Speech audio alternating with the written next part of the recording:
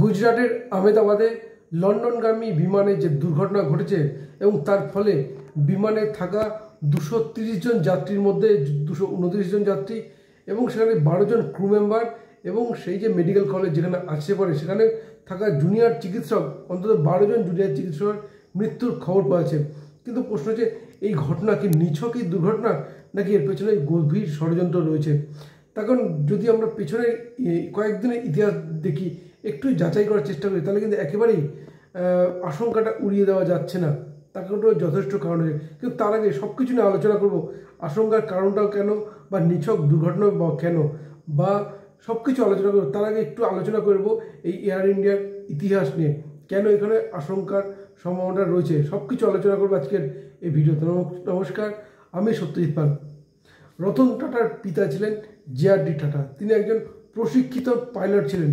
তিনিই প্রথম তৈরি করেন কিন্তু এই এয়ার ইন্ডিয়া, এবং প্রথম দিকে তিনি কিন্তু এই পাইলট ছিলেন এবং সে সময় এয়ার ইন্ডিয়া কিন্তু ডাকের জিনিসপত্র নিয়ে যাওয়া আসা করতো।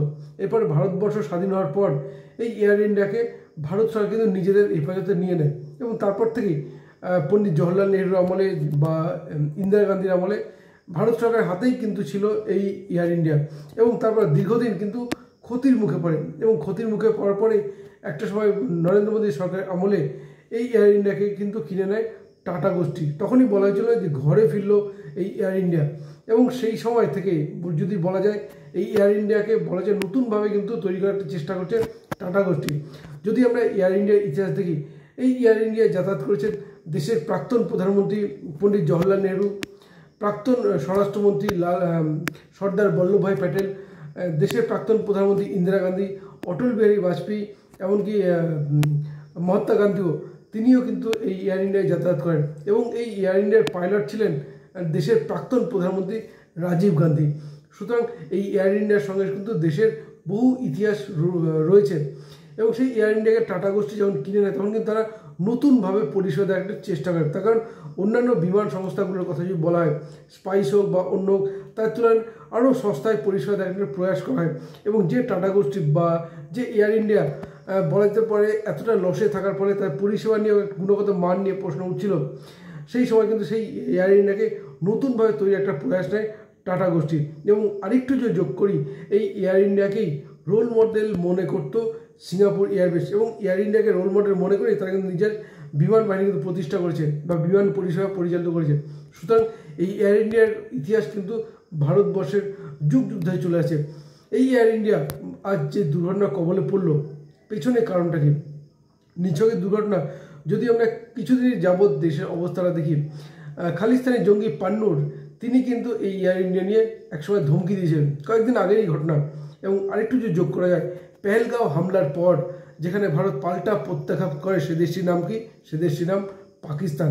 এবং তারপরেই কখনো কলকাতা বিমানবন্দরে, কখনো দমদম বিমানবন্দরে বা কখনো স্পাইস জেটে বারবার কিন্তু ধমকি মেল আসছিল, বোমাতঙ্কের মেল আসছিল।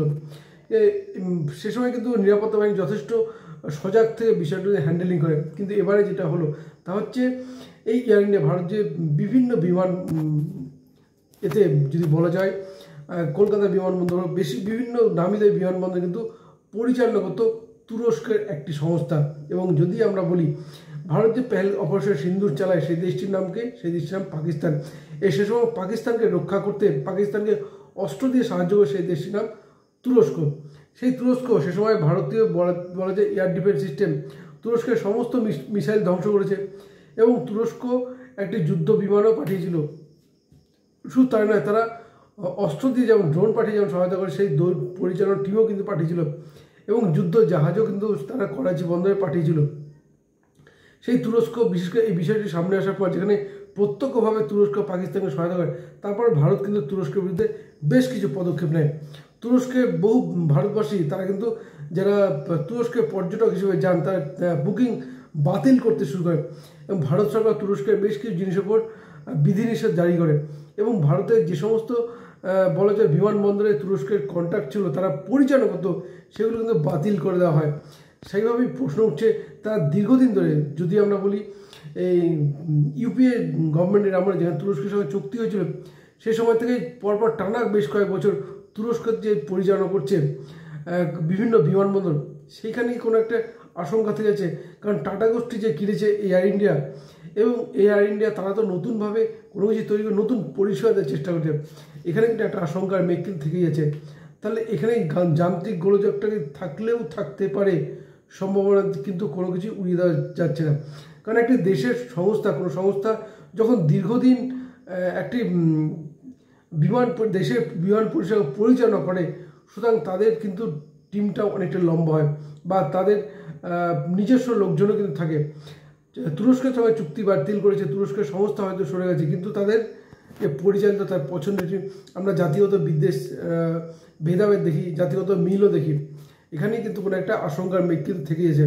তাহলে সেখানে যান্ত্রিক ত্রুটি তার থেকে যাচ্ছে, যেখানে এই এয়ার ইন্ডিয়া বিশেষ করে টাটা গোষ্ঠী কিনে নেওয়ার পর নতুনভাবে তারা কিন্তু পরিষেবা দেওয়া শুরু করেছে। এবং ইতিমধ্যে যদি বলি, এটা এয়ার ইন্ডিয়ার পরিষেবা নিয়ে কিন্তু দেশের মানুষও কিন্তু যথেষ্ট সন্তুষ্ট। কিছু কিছু ক্ষেত্রে হচ্ছে সমস্যা তৈরি হচ্ছে, কিন্তু যে এয়ার ইন্ডিয়া যেখানে লসে রান করছিল, সেই এয়ার ইন্ডিয়াকে কিন্তু ঘুরে দাঁড়ানোর পথটা দেখেছিল টাটা গোষ্ঠী।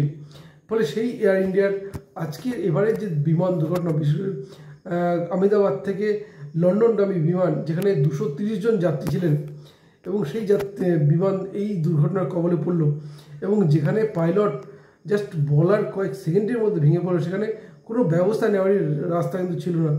স্বাভাবিকভাবে প্রশ্নতে উড়িয়ে দেওয়া কোনো কিছুই যাচ্ছে না। যেখানে তুরস্কের সংস্থা দেশের বিভিন্ন বিমান ঘাঁটিতে, যদি বিমানবন্দরে, দমদম বিমানবন্দর হোক বা বিভিন্ন বিমানবন্দর, তারা যেভাবে জেঁকে বসেছিল, তাদের তো নিজস্ব হয়তো তার সংস্থার সঙ্গে নিজস্ব লোকজন থাকলেও থাকতে পারে।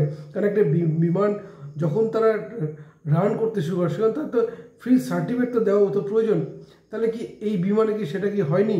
কেন হয়নি এই প্রশ্ন থেকেছে। কিন্তু ইতিমধ্যেই যদি বলা চলে, সেখানে কিন্তু গুজরাটে পৌঁছেছেন দেশের স্বরাষ্ট্রমন্ত্রী অমিত শাহ, গেছেন গুজরাটের মুখ্যমন্ত্রী ভূপেন্দ্র প্যাটেল, তিনিও ছিলেন। ফলে একদিকে যেমন বিমান দুর্ঘটনা ঘটার পরে সেখানে কিন্তু দ্রুত উদ্ধার কার্য শুরু হয়, এবং যেভাবে বিশেষ করে ট্যাঙ্ক, যেহেতু লন্ডনগামী বিমান, সুতরাং ট্যাঙ্ক ভর্তি তেল ছিল, স্বাভাবিকভাবেই এই মেডিকেল সেন্টারে পড়ার পরে যেভাবে বাস্ট হয়ে যায়, তাতে প্রত্যেক যাত্রী মৃত্যুর একটা কিন্তু সম্ভাবনা তখনই ছিল, যেটা কিন্তু পরবর্তী সত্যি হলো। কেবল একজন মাত্র যাত্রী বেরিয়ে আসতে পেরেছেন, জীবিত আছেন। কিন্তু প্রশ্ন হচ্ছে, এই যে ঘটনাটি ঘটলো, সেটা কি শুধুমাত্র যান্ত্রিক ত্রুটি? যেখানে অনেকেই বলার চেষ্টা করছেন যে পাখির ধাক্কা লেগে ইঞ্জিন বিকল হয়ে গেছে, শুধু কি তাই, নাকি এর পিছনে আশঙ্কা রয়েছে? যেখানে পান্নুর কিছুদিন আগে এয়ার ইন্ডিয়ার বিমানকে ধমকি দিয়েছিলেন, যেখানে তুরস্কের বিভিন্ন সংস্থা দেশের বিভিন্ন বিমানবন্দরে তারা জেঁকে বসে কাজটা করছিলেন, তাকে তড়িঘড়ি তাদেরকে ভারত সরকার তুরস্ক থেকে সরিয়ে দেয়, চুক্তিতে বাতিল করে, সেইখানে একটা সম্ভাবনা কিন্তু কোনো মতে উড়িয়ে দেওয়া যাচ্ছে। বিষয়টি তদন্তধীন, কারণ ভারত সরকার এই নিয়ে কিন্তু জোরদার তদন্ত করবে, এবং এর পুঙ্খানুপুঙ্খ খুঁজে কিন্তু বের করবেই, এবং বের করার পর যথেষ্ট ব্যবস্থা কিন্তু হবেই, বলার অপেক্ষা রাখে না। কিন্তু যেটা হয়েছে, তার দেশের একটা বিরাট ক্ষতি, দেশের সম্মানের ক্ষতি।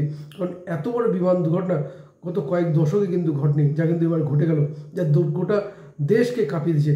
আর এর মধ্যে যদি কোনো আশঙ্কা থাকে, সেটা খালিস্তান হোক, কারণ খালিস্তানের কথা এই কারণেই বললাম, কিছুদিন আগে আমরা যে অমৃতসরে যেখানে হামলা চালানোর চেষ্টা হয়েছিল, বিস্ফোরণটা ঘটে, সেখানে কিন্তু খালিস্তানি জঙ্গিদের পাকিস্তানের আইএসআইয়ের মদতে কিন্তু বিষয়টি কিন্তু সামনে এসেছিল।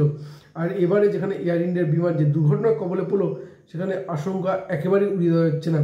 যেখানে দেশের বিভিন্ন বিমানবন্দরে তুরস্কের বিভিন্ন সংস্থা তারা কন্ট্যাক্ট ছিল, তারা বিভিন্ন কাজে যুক্ত ছিল, ফলে তাদের অনুগামী সংখ্যাও তো থেকে যেতে পারে, অনুগামী মানুষও থেকে যেতে পারে। সেখানেই একটা আশঙ্কা কিন্তু থেকে গেছে, কিন্তু যা হলো তা দেশের পক্ষে অত্যন্ত ক্ষতিকারক। কারণ 230 জন নাগরিক, ভারতবর্ষের নাগরিক রয়েছে 169 জন, ব্রিটেনের নাগরিক রয়েছে, পর্তুগালের নাগরিক রয়েছে, বিভিন্ন দেশের নাগরিক রয়েছেন। কিন্তু প্রশ্ন হচ্ছে, আজকের যে ঘটনা থাকে গোটা দেশকে কাঁপিয়ে দিয়েছে। কারণ যেখানে 230 জন যাত্রী, 12 জন ক্রু মেম্বার, এবং সেই মেডিকেল কলেজের অন্তত জুনিয়র চিকিৎসক বেশ কয়েকজন। স্বাভাবিক প্রশ্ন হচ্ছে, এই তদন্তে সত্যি কি রিপোর্টটা সামনে আসবে? সেই রিপোর্টটা কিন্তু সামনে আসা অত্যন্ত প্রয়োজন। কারণ যদি কোনো আশঙ্কা থাকে, তার বিরুদ্ধে কঠোর থেকে কঠোরতম শাস্তির প্রয়োজন। যেভাবে পাকিস্তানি অপারেশন সিন্দুর চলেছিল, এর সঙ্গে যদি কোনো জঙ্গি সংগঠন, খালিস্তান হোক বা অন্য যেই হোক, জড়িত থাকে, তার বিরুদ্ধে কঠোর থেকে কঠোরতম ব্যবস্থার অত্যন্ত প্রয়োজন। যেটা ইতিমধ্যে তদন্ত কিন্তু শুরু হয়েছে, খুব শীঘ্রই হয়তো বিষয়টি সামনে নেবে যে সত্যিকারে কি যান্ত্রিক ত্রুটি, নাকি এর পেছনে গভীর ষড়যন্ত্র রয়েছে। দেখা যাক সামনে কি আসে, সেদিকে আমাদের নজর থাকবে। নজর রাখুন আপনারা